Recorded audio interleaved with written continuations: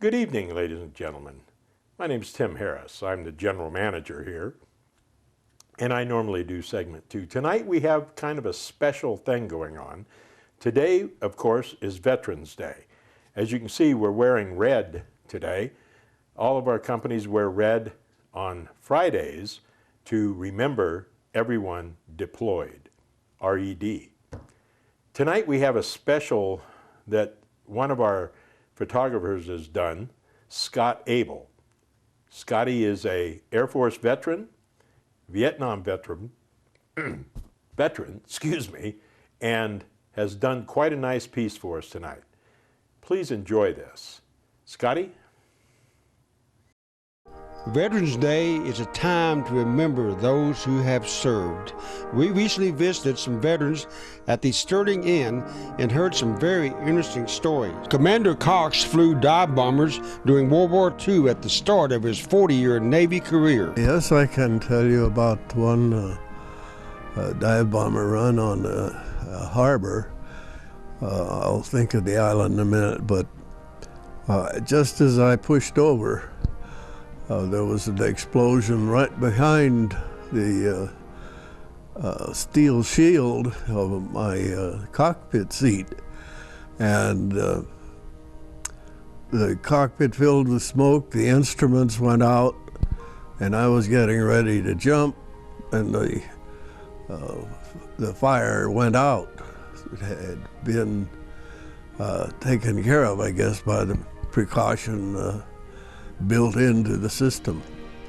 When we showed up, it was not favorable for landing planes. You have to head into the wind. So we circled the fleet for a while, and I thought Admiral Nimitz is never going to change the direction of a fleet for one dive bomber. But he did. Well, it was a tremendous experience.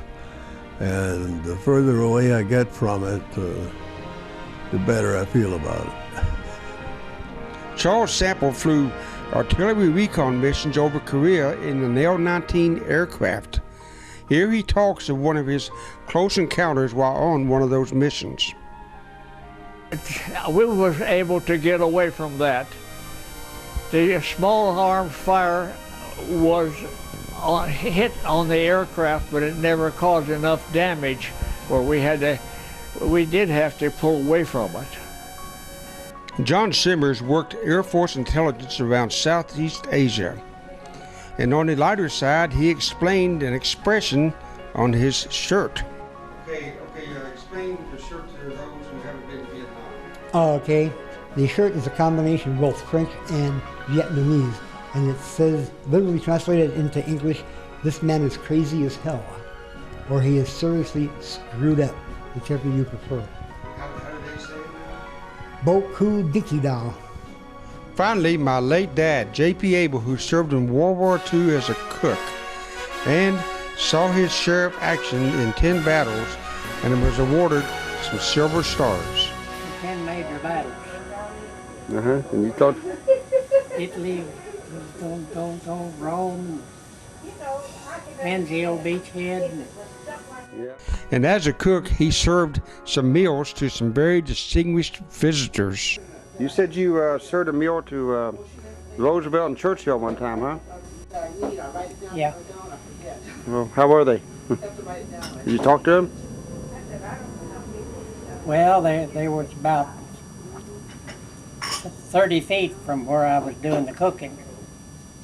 And their DRO would carry I put the food on their plate, and he takes it over to the President Roosevelt and Prime Minister Churchill and the Army General. So what kind of meal did you feed them? Well, that was just good old overseas hash that comes in gallon buckets. We warm up in the stoves, the cooks do. So they all got a spoonful of that, just like all the DIs. At KVVB, there are two of us who are Air Force veterans. The owner, Tim Harris, and myself. We want to thank all who have served their country. Reporting for High Desert Metro News, this is Scott Abel, retired Air Force. Thanks, Scotty. We appreciate that. We also appreciate your service. Thank you for your service. And next time you see those fellas, thank them as well. Thank you, folks.